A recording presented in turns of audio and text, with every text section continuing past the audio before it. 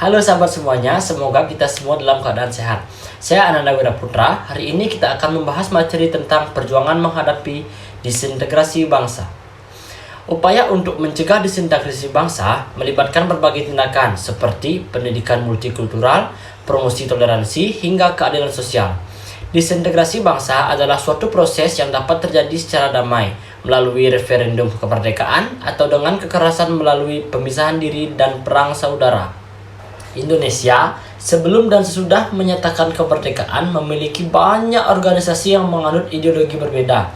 Awalnya, perbedaan ini memperindah Indonesia, bahkan menunjukkan bahwasanya walaupun memiliki organisasi yang menganut ideologi yang berbeda-beda, tetapi organisasi tersebut tetap tunduk dan patuh terhadap Pancasila. Lantas, apa saja penyebab perbedaan ideologi yang awalnya tidak mengganggu keselarasan dalam berbangsa menjadi konflik? Yuk kita cari tahu bersama. Pada masa awal kemerdekaan, Indonesia mengalami beberapa peristiwa pergolakan di dalam negeri. Puncaknya adalah peristiwa gerakan 30 September atau dikenal dengan G30S. Sebelum peristiwa G30S, beberapa pemberontakan juga pernah terjadi di Indonesia. Berikut di antaranya.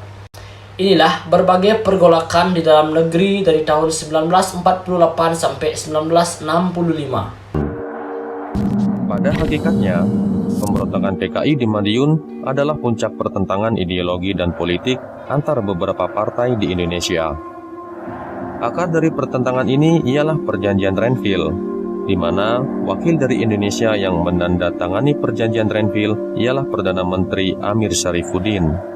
Dan Perjanjian Renville ternyata telah merugikan pihak Indonesia. Yang kedua, ada pemberontakan DITII. Awal pemberontakan Darul Islam atau Tentara Islam Indonesia DITII terjadi di Jawa Barat pada 7 Agustus 1949. Pemberontakan tidak hanya terjadi di situ saja, tetapi meluas hingga Aceh, Jawa Tengah, Kalimantan Selatan, dan Sulawesi Selatan.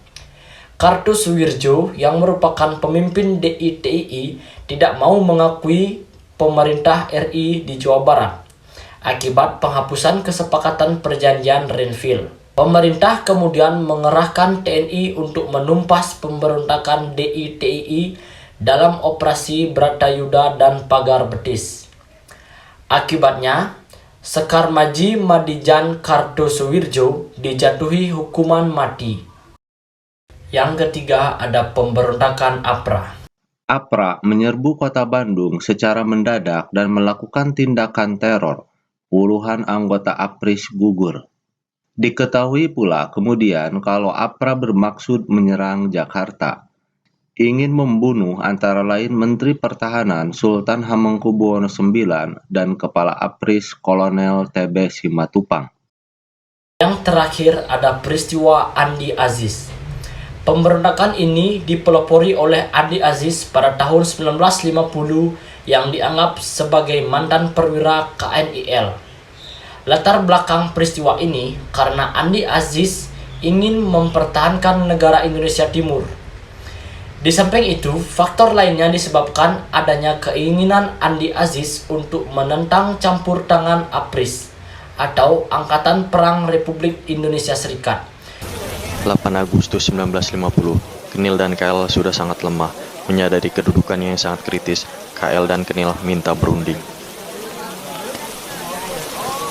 Perundingan diadakan antara Kolonel A.E. Kawilarang dan Mayor Jenderal C. Velar dari KL dan KNIL. Hasil perundingan ini ialah kedua pihak setuju menghentikan tembak-menembak, dan dalam waktu 2 hari pasukan KL dan KNIL harus sudah meninggalkan Makassar.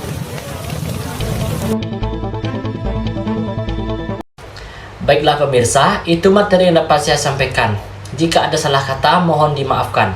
Saya Ananda Wiraputra, mohon pamit undur diri dan sampai jumpa.